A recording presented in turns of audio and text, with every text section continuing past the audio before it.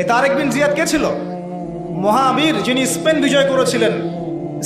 স্পেনের দিক দিয়ে ইসলামকে ঢুকিয়েছেন ওই ইউরোপে। কে? তারেক বিন জিয়াদ। নাম শুনেছেন?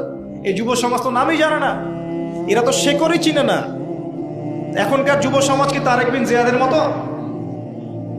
মুহাম্মদ বিন কাসিমকে, যার এই যে দাওয়াত এবং জিহাদে এই যে উপমহাদেশে সিন্ধু অঞ্চল রাজা দাহিরকে পরাজিত করে তিনি ভারতবর্ষের মধ্যে ইসলাম ঢুকিয়েছেন। মুহাম্মদ বিন কাসিম, নাম শোনেন নাই? এই যে খালেদ বিন ওয়ালিদকে, উহুদের যুদ্ধে যার হাতে অনেক মুসলিম শহীদ হয়েছেন, পরে তিনি ইসলাম কবুল করে ইসলামের পক্ষে 100টা যুদ্ধ করেছেন। কয়টা? 100টা। এবং এই যে পারস্য, এই রোম, এই সমস্ত সাম্রাজ্যগুলোর পতন তার হাতে হয়েছিল এবং তিনি এদিকে ইসলাম ঢুকিয়েছিলেন। সুবহানাল্লাহ।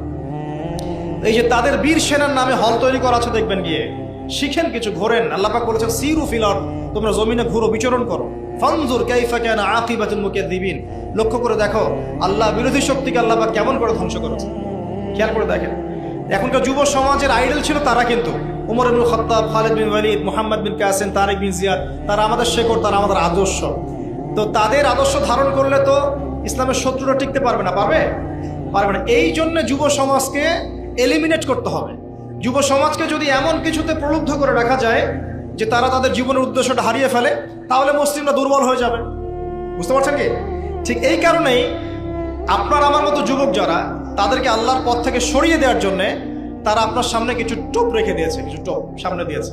তার মধ্যে একটা হচ্ছে এই ধরনের আসরগুলা, যেটা আপনি 4 দিন নষ্ট করলেন, হায়াত নষ্ট করলেন। হ্যাঁ, খেললো কারা, জিতলো কারা, আপনি রং তামাশা করলেন, স্ট্রোক করে মারা গেল, দেখলেন না? উল্লাস করতে করে স্ট্রোক করে মারা যায়, শহীদী মৃত্যু একদম, নাকি? হ্যাঁ, মাশাআল্লাহ, সুবহানাল্লাহ, নাকি বলেন? আস্তাগফিরুল্লাহ। দেখছেন